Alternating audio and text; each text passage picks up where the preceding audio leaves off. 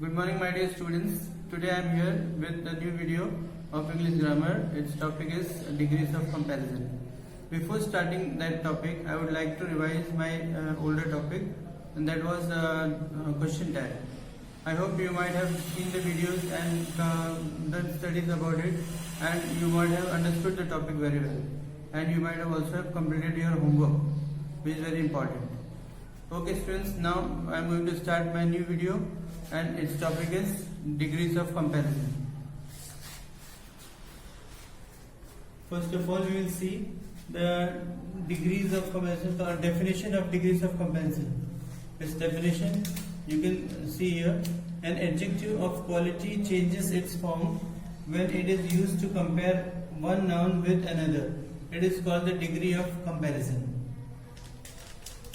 Then there are three degrees of comparison. First one, the positive degree. Its definition is: it is used to refer one object, person or place without making any comparison. This means no comparison is done in this degree. For example, you can see he is as tall as I. Second one, comparative degree. It is used to compare two objects, people or places. Here the example is her house is bigger than my house. That means in this comparative, what do? We compare two objects or two people or two places within themselves.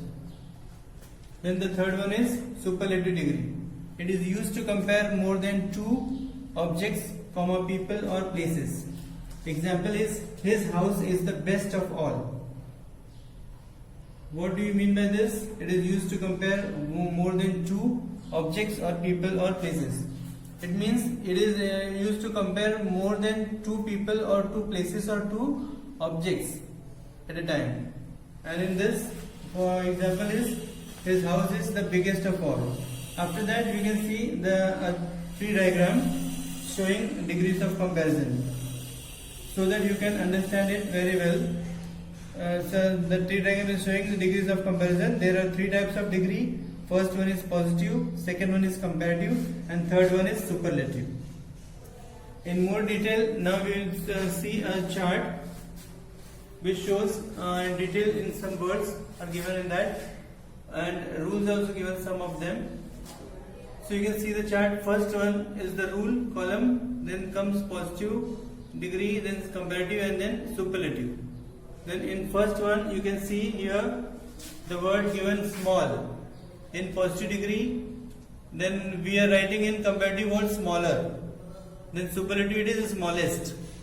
Then second word is tall in positive, and then in comparative taller, and there it is tallest. Then the second rule, in which the different word is given, in which the last letter is E. So W-I-S-E, wise, it is wiser for comparative, and superlative, wisest. Then second is fine, finer, finest. Then comes the third rule, in which there is only one single consonant at the end, and before that it is one vowel given. So in this, what we do, we double the last letter and then add ER and EST. So see the example: big, bigger, biggest; fat, fatter, fattest. Then the next one is, here the last word letter is Y. In this case, what we do, we remove the Y and use I in place of it, and use and add ER and EST for comparative and superlative. For example, happy, happier, happiest. Then easy, easier, easiest. The next one, here the word which is given more than one syllable word, which is beautiful, is given. What do you mean by syllable? Syllable means if you pronounce a word at one time, that is one syllable. If you are pronouncing it for two times, then that is more than one syllable. That is more than one syllable is used. That is two times you are using the word to pronounce. For example, beautiful. You cannot pronounce this word at once. You have to break down and then only you can pronounce it twice. So it is beauty plus full. It is beautiful. So for this type of words we use more in the comparative degree and most in the superlative degree. So for here example is beautiful, more beautiful, most beautiful.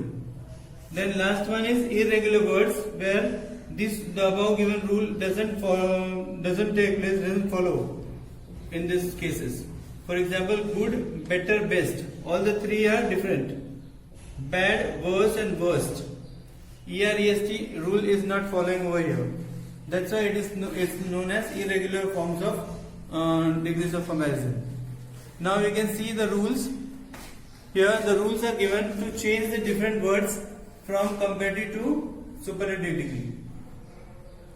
So there are 6 rules in all to change the word.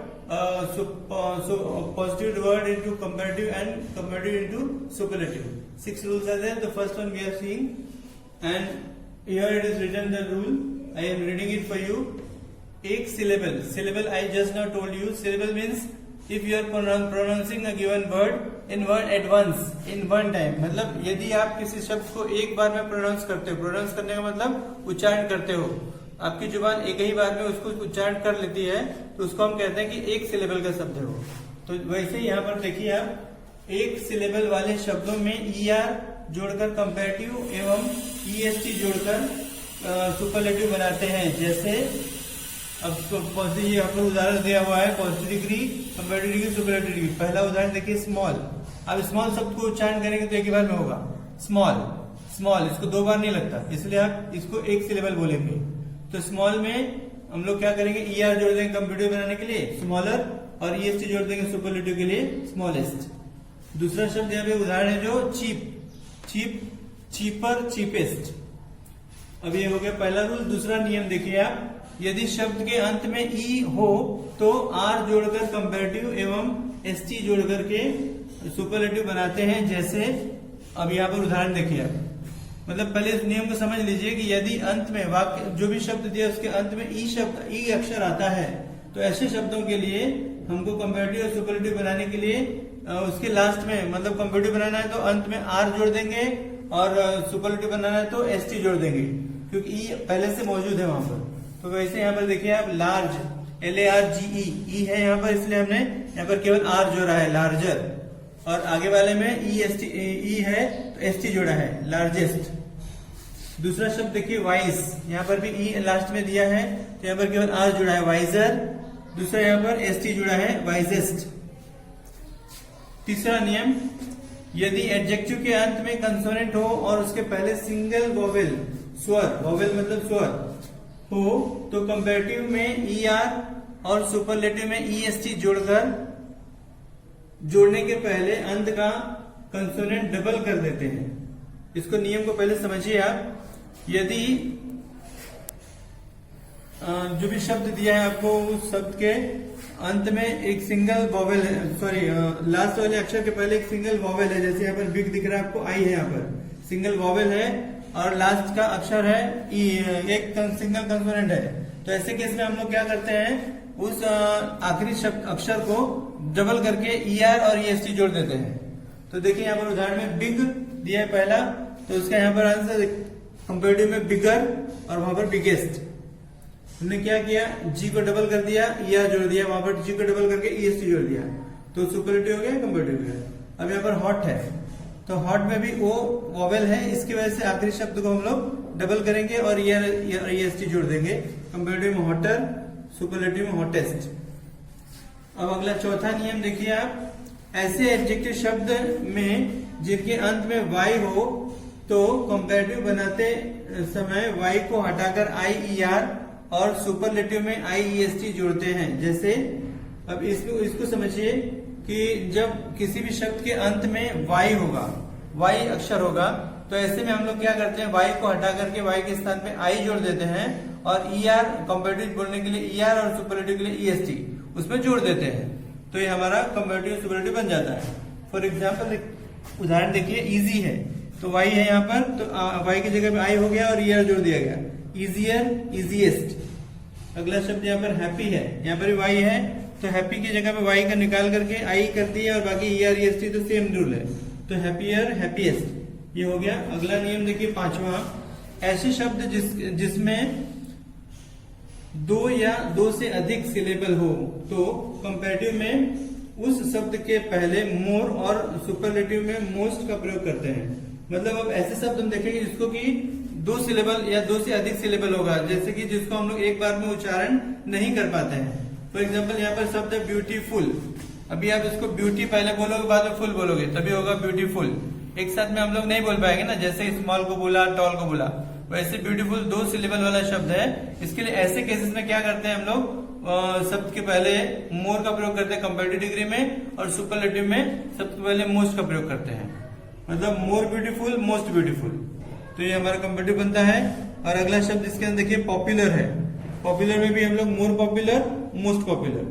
तो ये हमारा नियम 5 खत्म हुआ।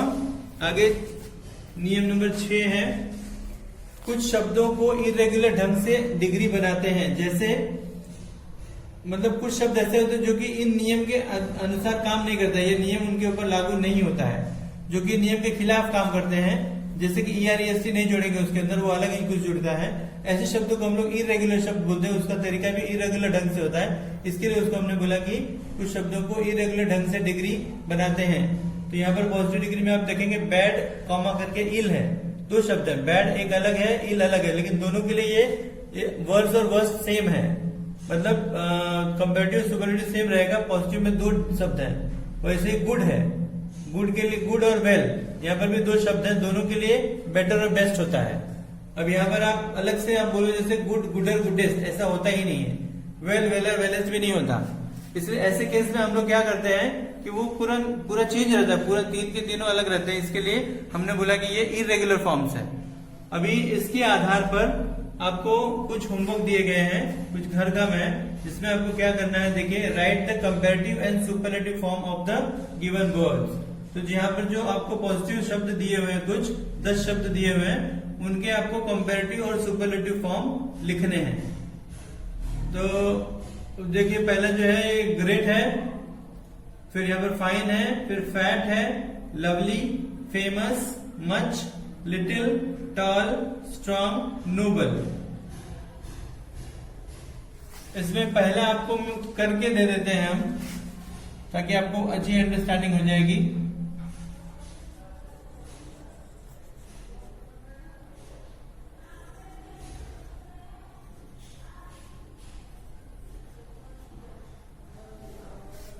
Great, greater, greatest, इसी हिसाब से आपको करना है। आप जितने नियम दिए गए उसको पढ़ लेंगे थोड़ा सा ध्यान से, तो आपको सब समझ में आ जाएगा और आप सारे शब्द कर पाएंगे। धन्यवाद। अब मिलेंगे अगली वीडियो में।